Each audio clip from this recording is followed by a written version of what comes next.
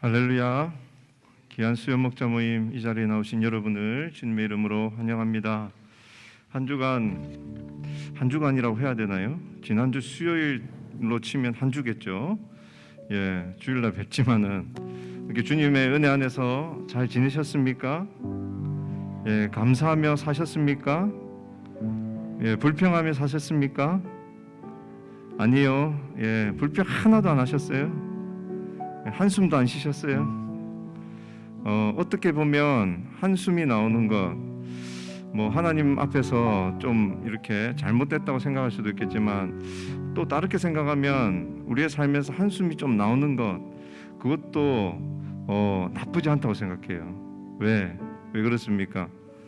모든 것이 술술술술술 다 잘 풀리고 앞길에 대한 모든 것들 내가 다 해나갈 수 있으면 어떻게 될까요? 교만해집니다. 하나님 필요 없다고 말할지도 모르겠어요. 그렇기 때문에 우리 앞에 조그만 어려움이 있다는 것, 그것이 바로 감사의 조건이고 또 하나님을 의지할 수 있는 좋은 기회라고 생각이 됩니다. 오직 예수뿐입니다. 아멘. 오직 예수뿐입니다. 우리 그 고백, 이 찬양으로 함께 하나님께 영광 올리며 고백하며 나갔으면 좋겠습니다.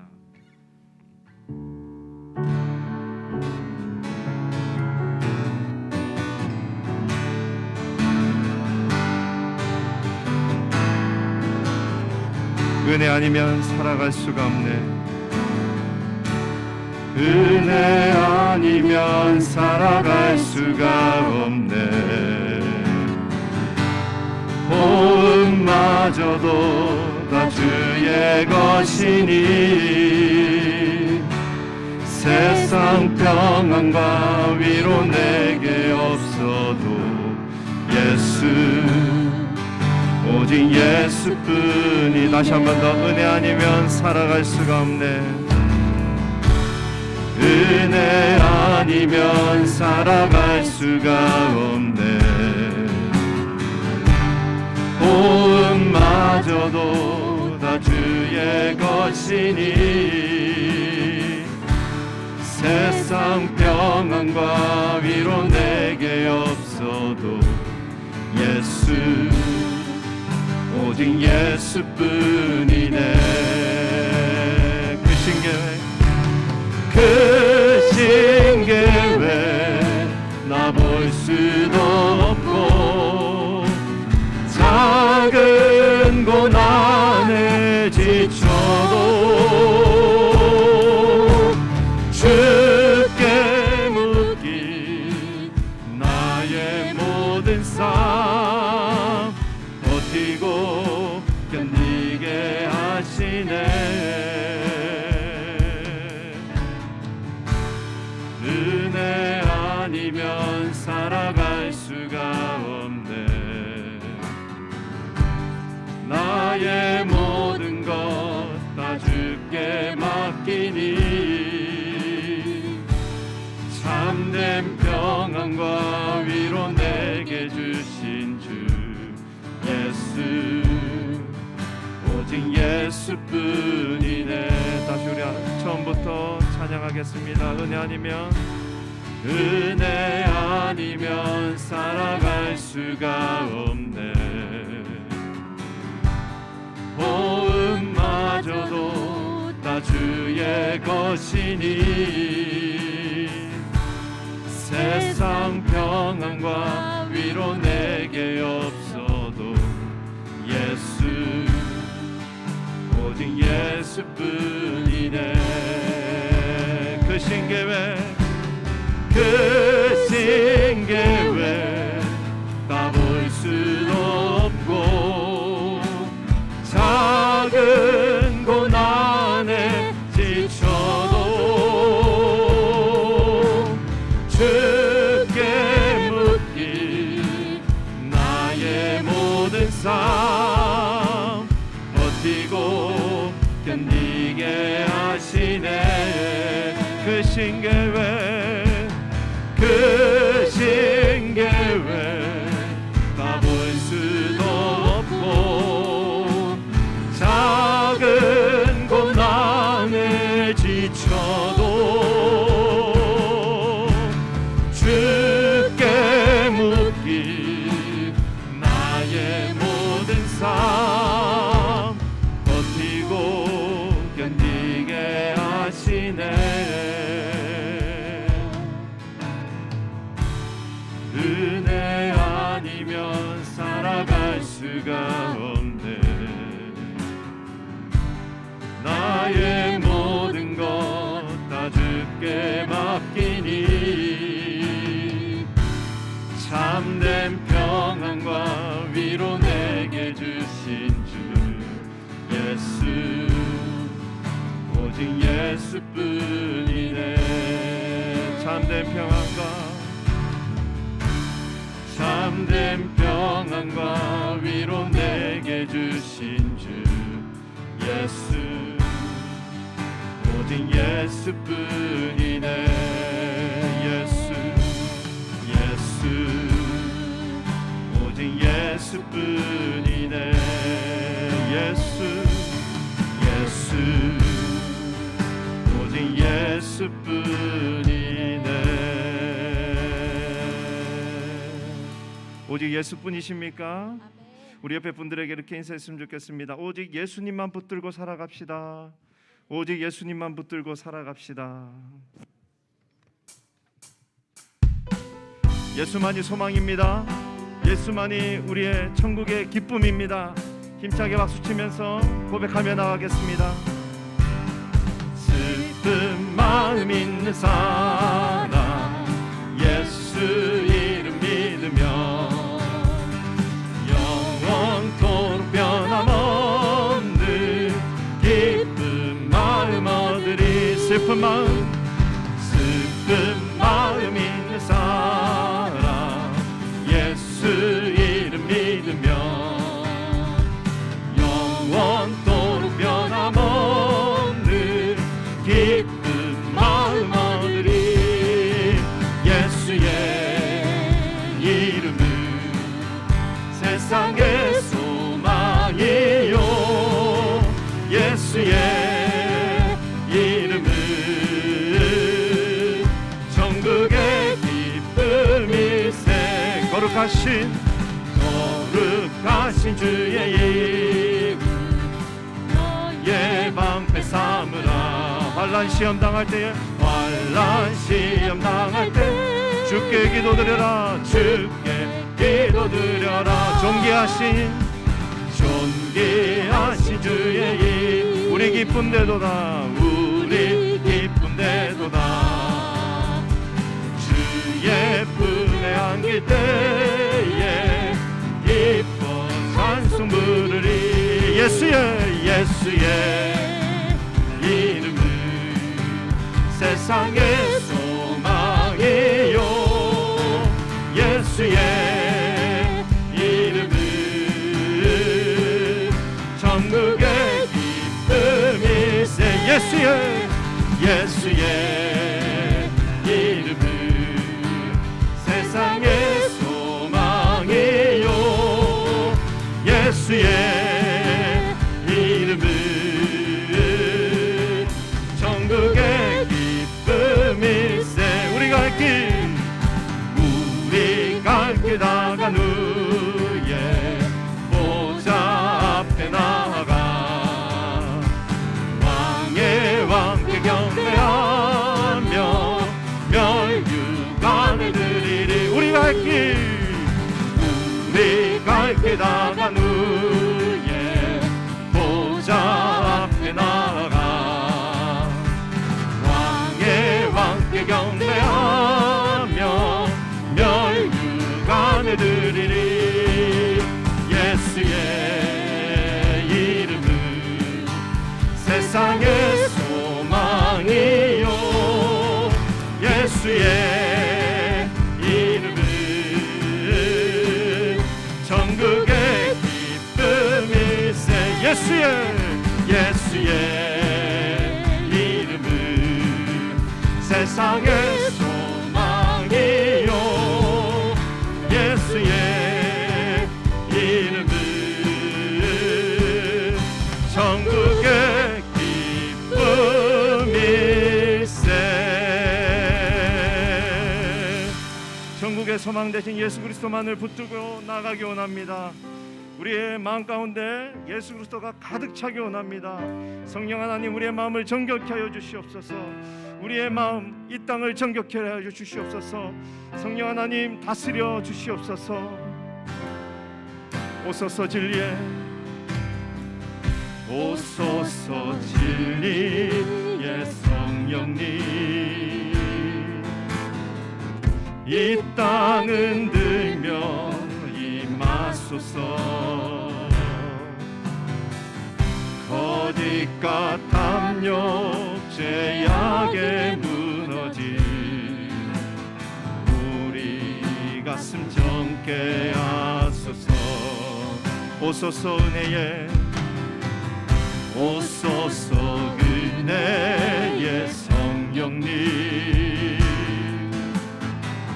하늘 가르고 임하소서. 거룩한 불꽃 하늘로서 임하사 타오르게 하소서. 주 영광 위에 부흥의 불길 타오르게 하소서. 진리의 말씀 이 땅 새롭게 하소서. 은혜의 강물 흐르게 하소서. 성령의 바람 이 땅 가득 불어와. 흰 옷 입은 주의 순결한 백성, 주의 영광 위에 이제 일어나. 열방을 치유하며 행진하는 영광의 그날을 주소서. 부흥의 불길, 부흥의 불길 타오르게 하소서. 진리의 말씀 이 땅 새롭게 하소서. 은혜의 강물 흐르게 하소서. 성령의 바람 이 땅 가득 불어와. 흰 옷 입은 주의 순결한 백성, 주의 영광 위에 이제 일어나. 열방을 치유하며 행진하는 영광의 그날을 주소서. 우리 모두 일어나서 흰 옷 입은 주의 백성 고백합니다. 흰 옷 입은 주의 순결한 백성, 주의 영광 위에 이제 일어나. 열방을 치유하며 행진하는 영광의 그날을 주소서.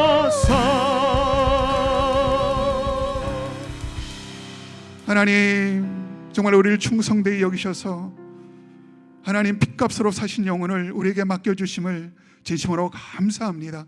이 코로나 어려운 고비 가운데 방황하는 영혼들을 주님께로 잘 인도할 수 있도록 역사하여 주시옵소서. 한 영혼도 하나님 잃어버리지 않도록 하나님 그들을 위하여 간구하고 기도하는 우리 모든 목자들 되어줄 수 있도록 함께하여 주옵소서. 하나님 주님의 몸된 귀의 사역이 하나님 중단 없이 하나님 계속해서 우리 주님 따라 전진해 나아가는 귀한 사역으로 함께하여 주옵소서. 감사하며 우리 구주 예수 그리스도의 이름으로 기도드리옵나이다. 아멘. 우리 하나님 말씀 여호수아 10장 16절에서 27절까지 함께 보겠습니다.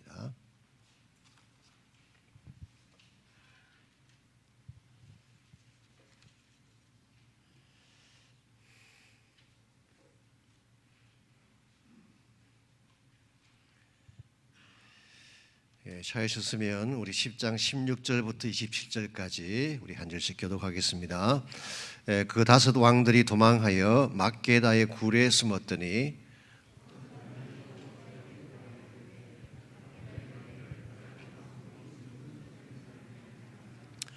여호수아가 이르되 굴 어귀 위에 큰 돌을 굴려 막고 사람을 그 곁에 두어 그들을 지키게 하고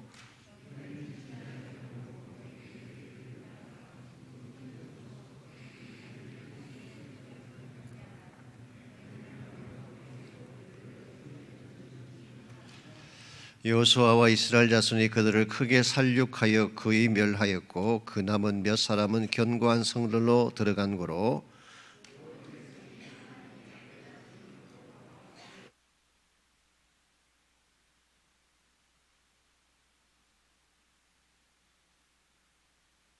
이르되 굴 어귀를 열고 그 굴에서 그 다섯 왕들을 내게로 끌어내라 하매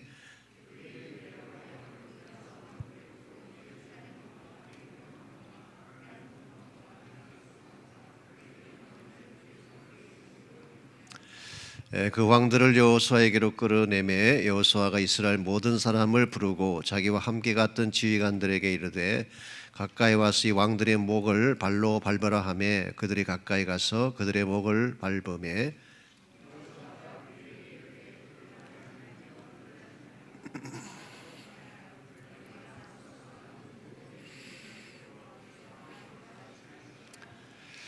그 후에 여호수아가 그 왕들을 쳐 죽여 다섯 나무에 매달고 저녁까지 나무에 달린 채로 두었다가 해 질 때에 여호수아가 명령하며 그들의 시체를 나무에서 내려 그들이 숨었던 굴 안에 던지고 굴 어귀를 큰 돌로 막았더니 오늘까지 그대로 있더라. 아멘. 문제 끝장내기 이제 그런 제목으로 제가 말씀을 잡았습니다. 전쟁의 성패는 마지막 5분에 달려 있다 그런 말이 있죠. 나폴레옹이 한 말입니다. 전쟁은 중간 과정에서 결판나는 것이 아니라 마지막에 누가 승리의 깃발을 꼽느냐에 따라 결정이 나죠. 그러므로 조금 전세가 유리하다고 해서 중간에 스탑하면 안 되는 것입니다. 끝까지 몰아붙여서 끝장을 내야지 진정한 승리를 거두는 것입니다. 우리 인생 가운데도 마찬가지입니다. 우리 하나님의 과제를 감당해 나가든지 혹은 영적 전쟁을 할 때에 어중간한 상태로 살아가게 되면 사실은 패배할 가능성이 많습니다. 문제를 다룰 때도 문제를 대충 다루게 되면 그 문제의 불씨가 남아 있어서 언젠가 다시 우리를 삼키게 되죠. 이런 면에서 우리가 영적 전쟁의 현장이나 삶의 과제를 이룰 때에 이 온전하게 행하는 것 굉장히 중요한 일입니다. 특별히 우리가 죄와의 전쟁을 치룰 때는 철저하게 다뤄야지 죄 문제를 대충 다루게 되면 결국 죄가 우리를 다시 삼키게 되는 것입니다. 사무엘서에 보게 되면 엘리 제사장의 가문이 나오잖아요. 엘리 제사장의 두 아들이 흠니와 비나스가 사실은 굉장히 문란하고 자기에게 되지 않은 일을 많이 했습니다. 제사 드리기 전에 자기들이 먼저 고기를 먹고 또 회막에 수종드는 여자들과 동침을 하고 있을 수가 없는 그런 악한 일을 행했죠. 이 모든 이야기를 엘리 제사장이 듣고도 그냥 두었어요. 그러면 안 된다 정도로만 이야기하고 철저하게 다루지는 않았습니다. 그랬더니 결국 그것 때문에 흠니와 비나스가 전쟁터 나갔다가 죽임을 당하고 엘리 제사장은 목이 부러져서 죽게 되고 가문 전체가 다 멸절되는 뿐만 아니라 이스라엘 전체가 패배를 겪는 그런 어려움을 겪게 되었죠. 이 죄의 문제를 그냥 두게 되면 이런 현상이 벌어지는 것입니다. 다윗의 케이스도 보게 되면 사실은 이 압살롬의 반란 때문에 다윗이 가장 큰 아픔을 겪는데요. 이 압살롬이 반란을 일으키기 전에 사실은 그 징조가 많이 보였죠. 다윗 아들 중에 암논이라고 하는 아들이 다말이라고 하는 이 자기 배달한 여동생이죠. 여동생을 범하게 됩니다. 그리고 굉장한 수치를 안겨주게 되죠. 그때 다말의 오빠가 누구냐고 하면 압살롬이었어요. 그때 압살롬이 마음속에 굉장한 분노를 가지고 암논을 나중에 죽이게 되죠. 성경에 보게 되면 다윗이 사실을 듣고도 그냥 노하기만 했지 그냥 두었다고 했어요. 사실은 이 사실을 그가 알았으면 철저하게 다뤘어야 되는데 이 문제를 그냥 분노만 했지 그냥 두었기 때문에 결국은 압살롬이 자기 형을 죽이게 되고 이것 때문에 도망치게 되고 여기 앙심을 품게 되면서 결과적으로 압살롬의 반란이라고 하는 다윗 생에 가장 처절한 아픔을 안겨주는 사건이 벌어졌죠. 이 죄를 그냥 두게 되면 이렇게 되는 것입니다. 죄는 여러분이 뭐라고 할 거예요? 애완동물처럼 잘 마음에 담아둘 대상이 아닙니다.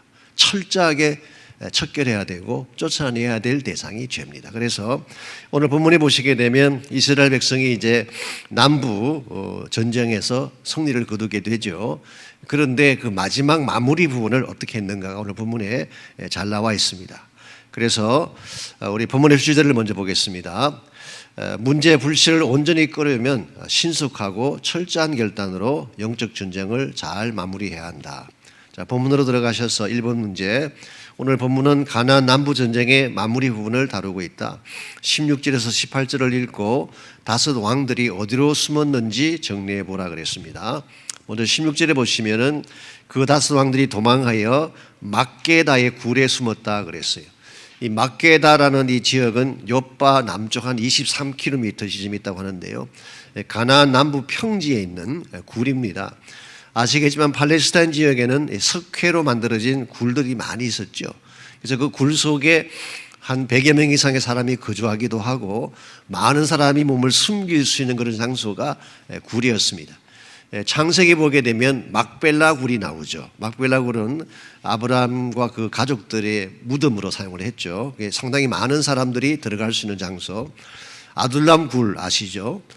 다윗이 피신할 때에 숨어 살았던 곳이 아둘람 굴이죠.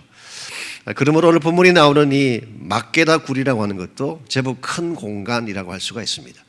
그런데 이 다스 왕이 굴 속에 들어갔는데요. 굴의 문제가 무엇인가요? 굴하고 터널은 다릅니다. 터널은 들어가는 입구도 있고 나가는 출구도 있지만 굴은 들어가는 입구밖에 없습니다. 그래서 입구만 돌로 막아버리면 막히는 것입니다. 그래서 이 5명의 왕들이 왜 한꺼번에 한 굴 속에 다 들어갔는지 I don't know 모르겠어요. 전략사고로 생각한다면 좀 흩어져서 해야 되는데 이 5명이 똘똘 뭉쳐서 같이 굴 속에 들어간 것입니다. 제 개인적인 짐작은 그런 것입니다. 사실 좀 비겁한 왕들이 아니었나 생각을 합니다. 군사들은 전쟁터 내에 보내놓고 자기들끼리 숨어 있었던 것이죠. 함께 숨어 있다 보니까 잡기도 쉬웠습니다. 한꺼번에 다 잡히게 되죠. 그래서 사실 이스라엘 입장에서 본다면은 이 5 왕들이 막게다 굴 안에 숨어 있었다고 하는 것은 굉장한 호재가 아닐 수가 없습니다. 나머지 군대들이 있지만 사실 오합지졸이죠. 왕들을 가둬놓게 되면 다른 군사들은 결국 오합지졸이 될 수밖에 없습니다. 그래서 아마 이 모든 일 뒤에는 하나님의 역사가 있지 않는가 생각합니다. 하나님이 적들을 어리석게 한 것이죠. 이 전쟁에서 하나님은 적들을 어리석게 함으로써 승리케 하는 경우도 많이 있고 오늘 본문의 경우도 아마 그런 것 같습니다. 자, 이와 같이 해서 다섯 왕을 그 굴 속에 가두어 놓았기 때문에 앞에 돌을 막아서 가두어 놓았기 때문에 사실은 전쟁이 끝난 것입니다. 전쟁이 거의 끝난 거예요. 그랬는데 2분 문제입니다. 여호수아는 패조하는 적군을 어떻게 다루었는가? 19절을 읽고 지체 없이 대적의 뒤를 추격하게 한 이유에 대해서 말해보라 그랬습니다. 5명의 왕을 이렇게 체포를 했으면 사실 전쟁이 끝난 것임에도 불구하고 19절 봅니다. 너희는 지체하지 말고 너희 대적의 뒤를 따라가 그 후군을 쳐서 그들이 자기들의 성읍에 들어가지 못하게 하라. 너희 하나님 여호와께서 그들을 너희 손에 넘겨주셨느니라. 자, 왜 지체하지 말고 적시 이들을 추격하겠을까요? 이게 지체하지 말라 이 말의 뜻은 고삐를 늦추지 말라 그런 뜻입니다. 주저하지 말고 망설이지 말아라. 여러분이 악한 대적을 지멸시키는 데는 주저하면 안 돼요. 망설이면 안 됩니다. 이것은 적시 추격해서 이를 처리해야 되는 것입니다. 자, 왜 이들이 이렇게 곧장 추격을 했느냐고 하면요. 하나님이 이미 그들에게 적군을 붙여주셨잖아요.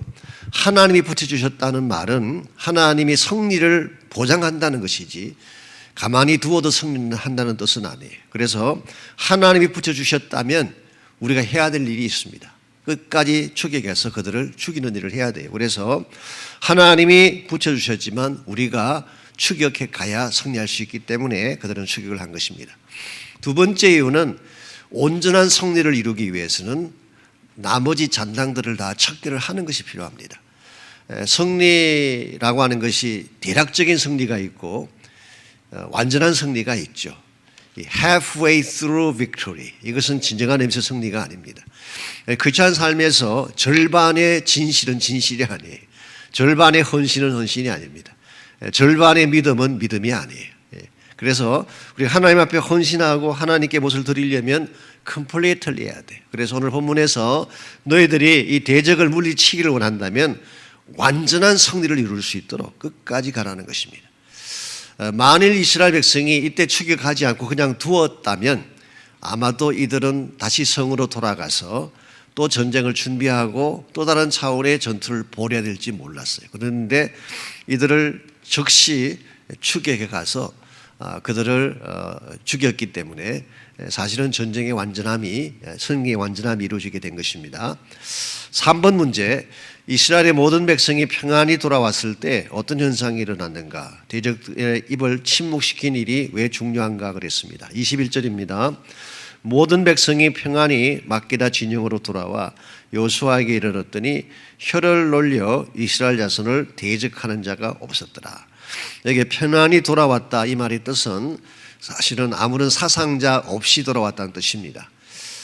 전쟁을 했는데 이스라엘 백성들에게는 피해가 전혀 없는 전쟁, 그래서 완벽한 전쟁을 한 것을 말하는 것입니다. 그래서 지금 오늘 본문을 쭉 읽어보시면 여러분 느끼시겠지만 이스라엘 군사가 이 남부 이 5개 연합군과 전쟁한 걸 보게 되면요, 압승이에요.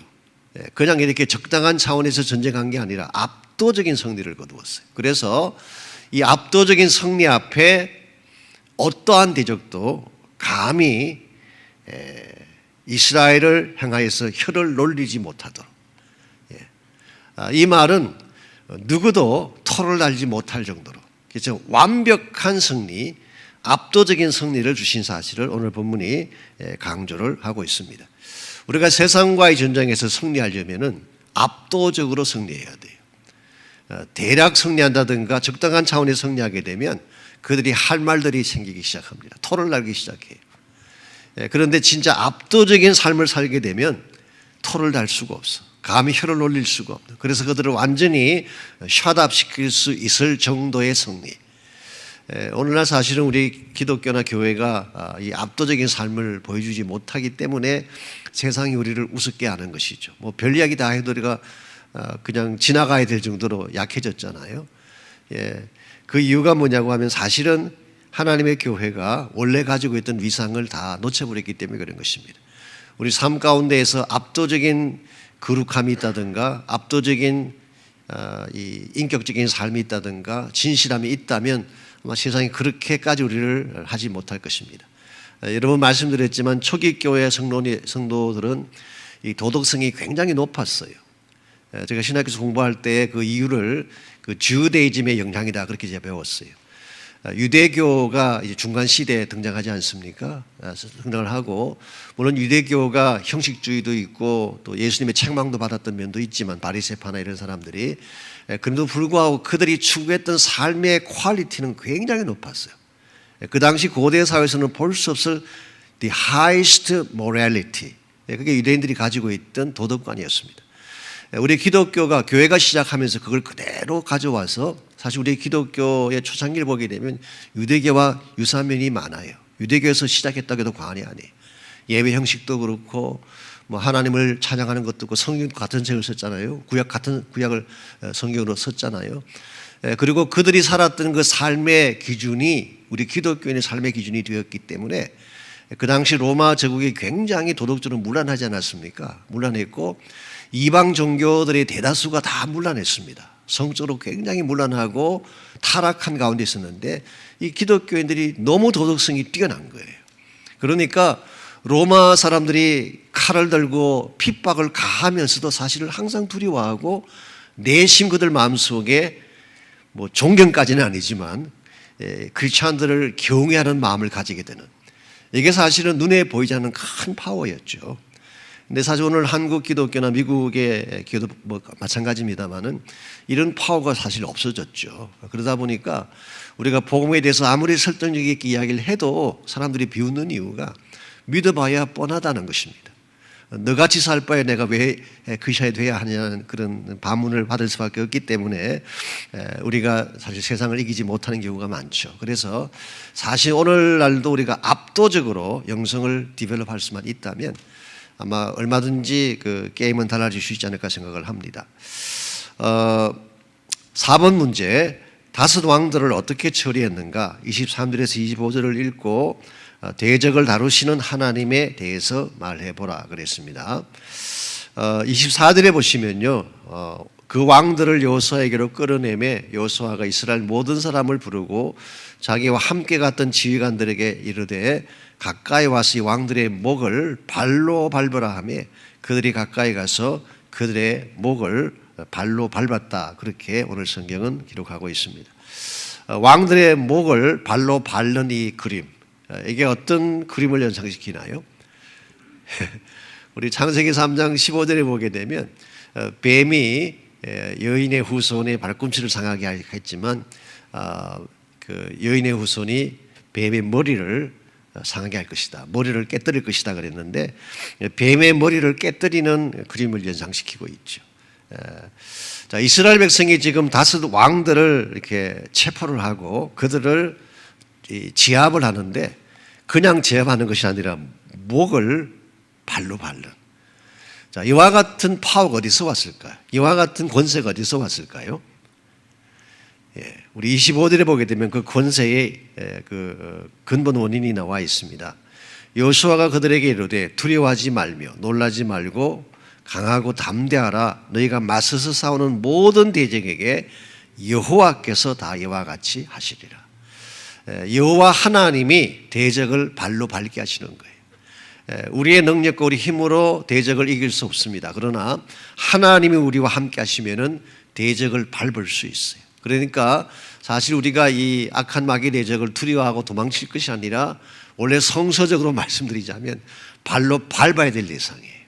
밟을 수 있는 대상이에요. 그래서 우리가 이 하나님이 이미 우리에게 승리를 주셨고 하나님이 우리와 함께 하신다는 확신 가운데에 마귀를 발로 밟을 수 있는 담대함이 있어야지 영적 전쟁에서 승리할 수가 있어요. 우리 그다음 문제가 조금 더 문제를 더 많이 좀 더 이렇게 이벨로 다루고 있는데요. 5번 문제입니다. 이스라엘을 대적했던 왕들의 처우가 어떻게 되었는가? 26절, 27절을 읽고 그들의 운명에 대해서 말해보라 그랬습니다. 자, 이와 같이 발로 밟은 후에 26절에 보시면은 이 5명의 왕들을 쳐서 죽인 후에 나무에 매달았어요. 나무에. 그리고 27절에는 그들을 굴 속에 다시 던져놓고 굴르기를 큰 돌로 막았다. 그렇게 기록하고 있습니다. 자, 여러분 나무에 죽은 시신을 매달고 그다음 그들을 내린 후에 굴 속에 집어넣어서 돌로 막아버리는 장면. 어디서 많이 보던 그림 아닌가요? 누가 exactly 이런 일을 당하셨나요? 복음서에 보게 되면 예수님이 정확하게 이와 같이 당하셨어요. 십자가에서 돌아가신 후에 무덤 속에 그 시신을 넣고 돌로 막아버렸죠. 그랬는데 예수님 경우는 그 돌을 굴리고 다시 살아나셨어요. 부활의 주님으로 살아나셨어요. 그래서 오늘 본문을 보게 되면 악한 왕들의 경우는 어떻게 되나요? 굴 속에 들어간 후에 영원히 거기에 머물더라. 나오지 못했어요. 이게 하나님과 악한 마귀의 큰 차이점입니다. 여러분과 제가 이 마귀를 볼 때에 굉장히 큰 대상으로 볼 수가 있고 두려움의 대상으로 볼 수가 있지만 사실은 이 마귀는 하나님이 그들을 체포하셔서 굴 속에 집어넣고 돌로 막아버린 존재. 요한계시록 20장에 보게 되면 이런 말씀이 나오죠. 물론 이것은 이제 예수님께서 오신 이후에 일어날 종말론적인 사건이긴 하지만 이 용을 사로잡아서, 용이 마귀입니다. 마귀를 사로잡아서 무저갱에 집어넣고 임봉한다고 그랬어요. 무저갱. 무저갱이 뭐냐고 하면은 바닥이 없는 감옥을 말합니다. 그러니까 무서운 감옥이죠. 악한 마귀를 집어넣는 감옥이 무지경이에요. 그 속에다 집어넣고 임봉을 시켜서 1,000년 동안 나오지 못하도록, 이게 궁극적으로 하나님이 마귀 사탄에게 행하실 일이다라고 성경은 말씀하고 있습니다. 그래서 지금 마귀가 공중권세를 잡고 뭐 액티브하게 뛰는 것처럼 보이지만 사실 마귀의 운명은 이와 같은 운명이에요. 자, 이 사실 우리가 안다면 여러분과 제가 마귀를 두려워해야 될까요? 마귀를 대적해야 될까요? 당연히 대적해야 되는 것입니다. 마귀는 두려워하며 도망쳐야 될 대상이 아니라 대적하고 넘어서야 될 대상. 그래서 여러분과 제가 이와 같은 영적인 자세를 가지고 악한 마귀를 대적하고 마귀를 진멸시킬 파워를 갖게 될 때 여러분은 완전한 전쟁의 승리를 이룰 수가 있다. 그래서 6번 문제, 온전한 승리를 이루려면 끝 마무리를 잘해야 된다. 그러려면 무엇이 필요할까? 지금까지 말씀을 드린 것처럼 첫째는 신속한 결단을 해야 됩니다. 마귀를 다루는 문제는 미루면 안 돼요. 죄에 대한 문제는 미루면 안 돼요. 지금 해야 돼요. 지금 처리해야 돼요. 그래서 우리가 인생을 살다 보면 지금 해야 될 일이 있고 나중에 미루어야 될 일이 있는데, 이 마귀를 대적하는 문제나 죄를 처리하는 문제는 지금 해야 될 문제예요. 신속한 결단이죠. 두 번째로 압도적인 영성을 가져야지 세상을 제압할 수가 있습니다. 여러분과 제가 세상을 제압하려면요, 세상의 물질이나 세상의 권세 가지고 제압할 수 없습니다. 여러분이 아무리 많은 물질을 가지시고 권세를 가지셔도 세상 이길 수 없어요. 우리 가진 돈을 가지고 빌 게이츠를 능가할 수 있을까요? 불가능합니다. 우리 삼성 재벌 같은 거 어떻게 능가할 수 있겠어요? 불가능해요. 그러니까 돈을 가지고 전쟁하겠다고 하는 것은 어리석은 자세예요. 권세 가지고 싸운다는 것도 어리석은 자세예요. 여러분과 제가 진짜로 세상을 이기려면 영성을 가지고 이겨야 돼요. 영적인 파워를 가지고 이기셔야 돼요. 그래서 이 압도적인 영성, 정말 세상이 토를 달지 못할 정도로 압도적인 영성, 이걸 가졌을 때 우리가 승리를 이룰 수 있지 않는가 생각합니다. 세 번째는 승리를 선포하는, 악한 자 너는 이미 끝났다, 마귀야 you are defeated, 너는 패배자야 라고 선포하고 십자가의 권세와 능력을 갖고 나가야지 승리할 수가 있지. 여러분이 두려워하고 뒤로 물러서고 마음이 쫄아서 마귀를 피하려고 하면 오히려 여러분은 마귀에게 질 수밖에 없습니다. 그래서 베드로전서 4장 7절에 마귀를 대적하라, 그러면 너희를 피하리라 그랬어요. 우리가 대적하면 마귀가 도망치는 것입니다. 우리가 두려워하면 마귀가 우리를 삼키는 거예요. 그래서 하나님께서 이미 마귀를 결박시켜 놓으셨고 십자가와 부활을 통해서 이미 그들은 패배자가 되었기 때문에 여러분 십자가의 능력을 사용만 하면 지금도 영적 전쟁에서 이길 수 있어요. 그래서 오늘 주일날 영적 전쟁의 문제를 어떻게 하면 잘 마무리할 수가 있나, 그래서 문제 끝장내기, 그런 제목으로 제가 말씀을 나누도록 하겠습니다. 적용과 나눔 파트 보겠습니다.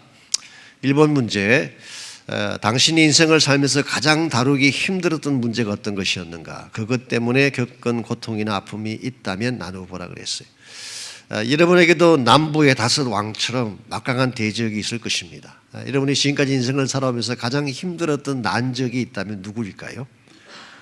아마 관계성에서는 대적, 그것이 가장 힘든 케이스일 수 있죠. 가까이 있는 사람들이 사실 큰 적일 때가 많습니다. 그래서 관계성에서 오는 대적, 아마 그게 한 가지 가능성이 있고요. 혹은 환경적인 문제들, 혹은 육체의 가시들, 이와 같은 것들이 여러분이 핸들하기 힘들었던 문제일 수가 있겠죠. D.L. 무디 같은 경우는 자기 자신이 가장 핸들하기 힘든 적이었다고 고백한 적이 있어요. 무디에게 있어서 가장 큰 적은 누구냐?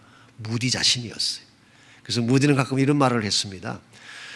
나 자신과 싸우다 보니까 다른 사람 문제에 관심 가질 여유가 없었다고. 우리는 사실 딴 사람들의 문제에 관심이 참 많으시잖아요. 옆집 사람에 대해서 문제에 대해서 너무 관심이 많아요. 그 사람들에 대해서 이야기도 하고 리서치도 하고 그러시는데 무디는 그럴 시간이 없었대. 자기와 싸우느라고. 그래서 우리 안에 있는 문제들, 영적인 문제들, 이런 것들을 좀 같이 쉐어링하고 나누시면 좋겠습니다. 2번 문제, 인생에는 신속하게 해야 할 일이 있고 기다려야 할 일이 있다. 지체 없이 해야 할 일에는 어떤 것이 있을까? 망설이다가 낭패를 본 경험이 있으면 나누어 보라. 우리가 지금 당장 해야 될, 지체하지 않고 해야 될 일이 있다면 뭘까요? 아마 죄를 처리하는 것. 이것은 지체 없이 해야 될 일이에요. 죄가 생각이 났다면 지금 당장 처리해야지 미루두면 안 돼요. 미루두면 안 돼요. 네. 혹은 전도 같은 것. 여러분이 복음을 전하는 것도 지금 당장 해야 될 일이죠. 빌리 그레이엄 목사님의 자서전에 그런 이야기 나오잖아요. 존 F 케네디를 만났을 때 사실은 존 F 케네디가 빌리 그레이엄에게 할 말이 있다고 좀 뵙기를 요청을 했을 때 빌리 그레이엄이 그날 아마 감기가 걸렸는지 미안하지만 내가 지금 병에 걸려서 당신을 만나게 되면 혹시 전염될까 봐 염려가 되니까 다음에 만나자고 미루었죠. 근데 그 미룬 그 사이에 달라스에 갔다가 JFK가 죽게 됐어요. 그래서 그게 자기가 리그레트하는, 후회하는 가장 큰 후회 중에 하나라는 그런 고백을 쓰신 적이 있습니다. 여러분에게도 아마 그런 경험이 있을지 모르겠어요. 지금 당장 해야 될 일인데 미루었다가 낭패를 보았던 경우, 혹은 누구를 사랑한다든가 자녀를 사랑하는 것도 지금 해야 될 일입니다. 미루지 마십시오. 지금 바로 해야 될 일. 사랑의 고백, 송창식이 불렀던 맨 처음 고백, 말을 해도 좋을까, 돌아서서 말할까, 마주쳐서 말할까, 이런저런 생각에 1주일, 2주일, 3주일. 그래서 나중에 일평생 한 번 고백을 못하고 지나간 맨 처음 고백 같은 그런 불행한 일이 없기를 바랍니다. 그래서 우리가 지금 당장 해야 될 문제, 빨리 처리해야 될 문제가 무엇인지를 여러분이 좀 나누시고, 지금 당장 해야 될 일은 지금 하시기 바랍니다. 그래서 사랑할 대상이 있으면 사랑한다고 지금 말씀하시고, 전도할 사람이 있으면 지금 가서 전도하시고, 내가 처리해야 될 죄가 있으면 지금 처리하는, 이게 굉장히 중요한 것이죠. 3번 문제가 연장선에서 다룰 문제인데요. 죄의 문제는 철저하게 다뤄야 된다. 왜 그럴까? 죄를 처리하지 않고 그냥 두었을 때 일어날 현상에 대해서 나누어 보라 그랬습니다. 왜 죄는 철저하게 다뤄야 될까요? 죄는 그냥 두면요, 이게 점점 확장돼 가요. 커져가요. 죄는 사실 생물이 아님에도 불구하고 생물처럼 이렇게 번성하는 그 성향을 가지고 있어요. 바이러스하고 참 비슷해요. 바이러스는 사실 생명체가 아니거든요. 생명체가 아님에도 불구하고 끊임없이 변화를 추구하는.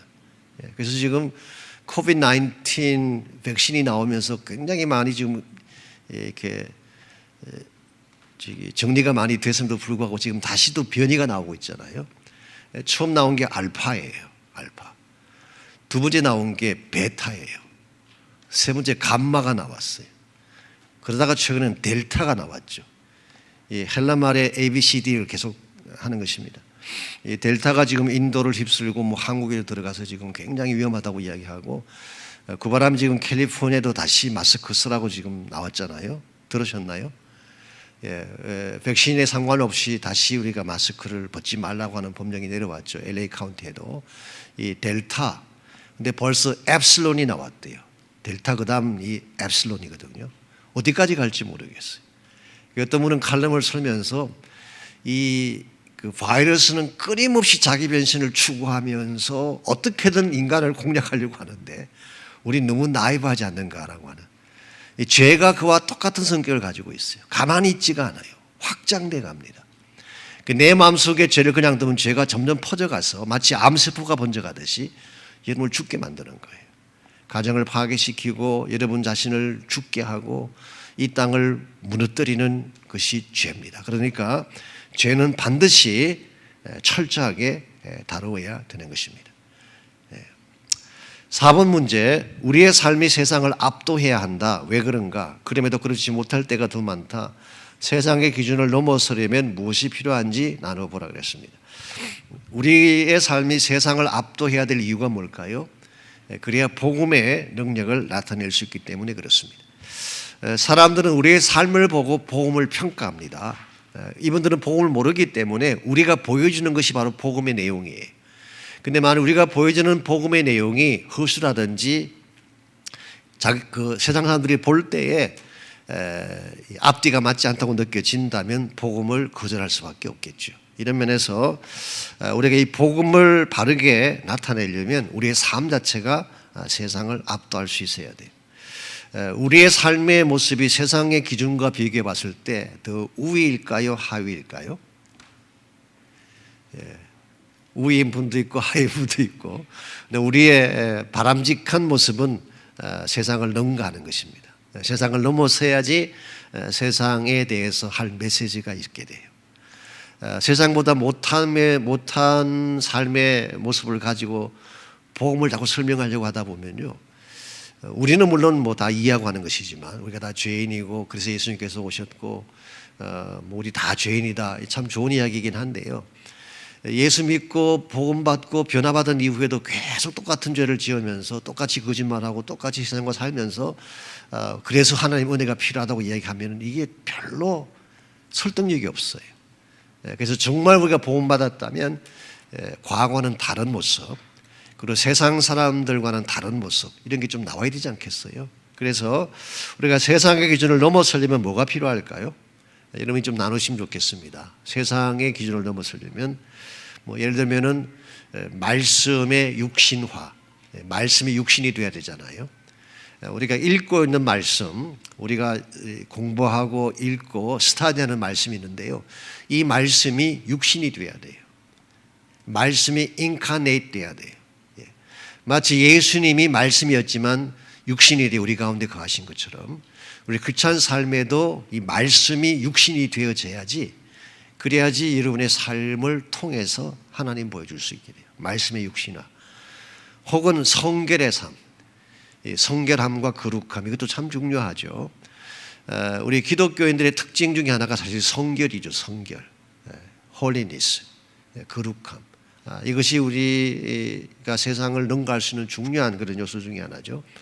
혹은 사랑하는 것, 나누는 것, 이 박애정신, 이와 같은 것들도 아마 세상을 넘어설 수 있는 좋은 그런 요소들이 아닌가 생각합니다. 그래서 여러분께서 한번 그런 내용들을 나누시면서, 우리가 물론 완벽하게 살자는 것은 아닙니다. 우리가 늘 허물이 있고 실수가 있고 하나님의 은혜가 필요한 건 당연한데, 그럴지라도 우리가 그것을 그냥 은혜를 빙자해서 예수 믿은 이후에 어차피 천국 가니까 마음대로 살아야 된다, 이건 굉장히 잘못된 자세 아닙니까? 이것은 우리가 좀 지양할 필요가 있어요. 그래서 그런 내용들을 좀 나누시면 좋겠습니다. 5번 문제, 마귀는 이미 패배했다. 그럼에도 마귀에게 끌려다닐 때가 많다. 왜 그럴까요? 마귀는 분명히 패배했습니다.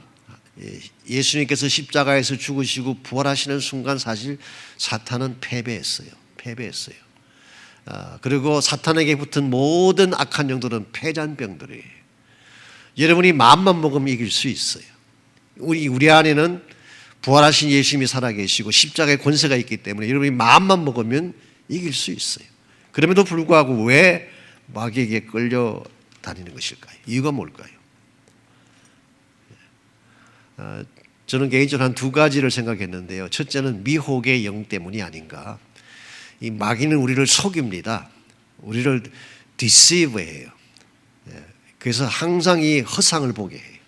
그래서 여러분이 그 마귀를 바로 대적하려면 진리를 정확하게 알아야 돼요. 말씀으로 무장을 하셔야 돼요. 그래서 이 미혹의 영 때문이 아닌가 생각을 합니다. 두 번째는 불필요한 두려움 때문이에요. 마귀는 공포심을 유발합니다. 그리고 두렵게 만들죠. 그게 속으면 안 돼요. 마귀는 이미 하나님이 결박을 해버린, 그리고 절대로 우리를 이길 수 없는 존재예요. 여러분이 사실을 알고 영적 전쟁에서 승리하려면 첫째는 말씀이 필요하겠죠. 두 번째는 십자가의 능력이 필요하겠죠. 그리고 이 승리를 날마다 선포하며 사시기 바랍니다. 승리를 선포하면 그 능력이 나타나요. 예수 그리스도의 이름으로 승리를 선포하고 악한 영들이 떠나가도록 여러분이 기도하고 하나님의 능력을 붙잡게 되면 실제로 승리할 수가 있어요. 그래서 우리 삶의 현실 자체가 영적 전쟁의 현장이고, 영적 전투를 해야 될 입장에 있는 것이 우리 크리스찬의 모습입니다. 그래서 여러분과 제가 영적 전쟁을 온전하게 승리하기를 원한다면 말씀으로 무장하고 십자가의 능력으로 무장을 해서 마귀를 대적해야 할 줄 압니다. 기도 제목 보시면은 십자가의 승리를 날마다 누리게 하십시오. 여러분은 매일 삶 가운데서 십자가의 능력을 누리시길 바랍니다. 교회 와서 찬양하실 때만 말고 십자가 찬송 부를 때만 십자가 능력 노래하지 마시고 everyday 삶에서 십자가의 능력이 나오게. 이건 굉장한 파워입니다. 무릎 선교와 단기 선교팀을 위한 기도 계속해 주시고 우리 8월 한 달 동안 중보기도 축제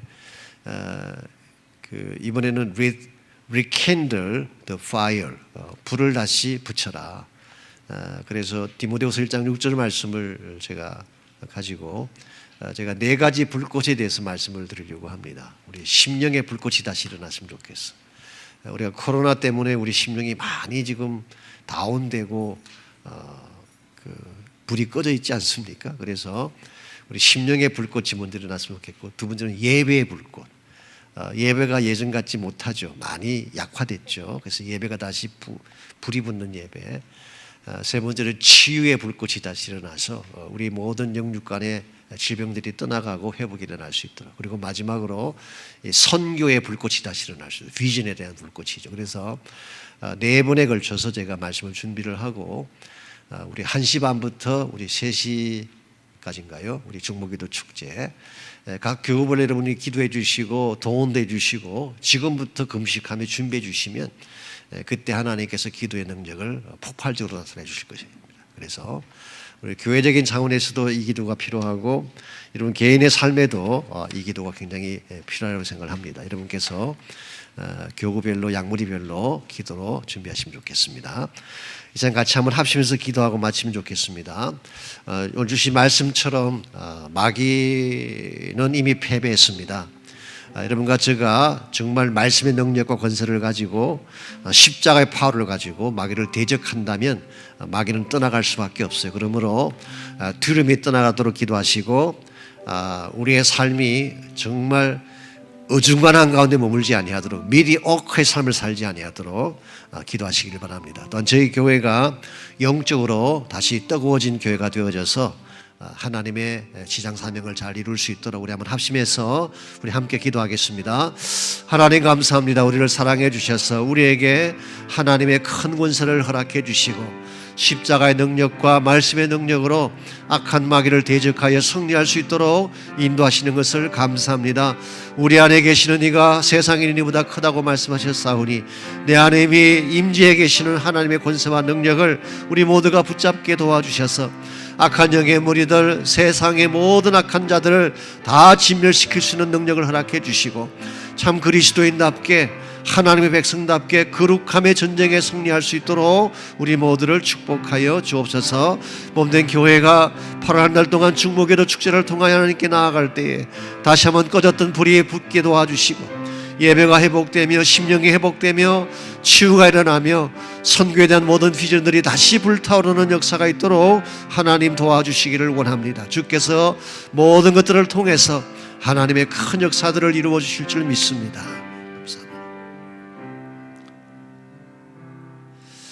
하나님 감사합니다.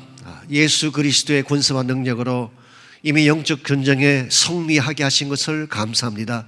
남아있는 폐장병들을 두려워하지 않도록 도와주시고 이제 삶의 현장에서 철저하게 하나님의 백성답게 하나님의 군대답게 거룩함의 성결을 잘 이루어서 복음의 승리를 이루고 하나님 나라의 승리를 이룰 수 있는 우리 모두 되게 하여 주시옵소서. 예수님의 이름으로 기도하옵나이다. 아멘.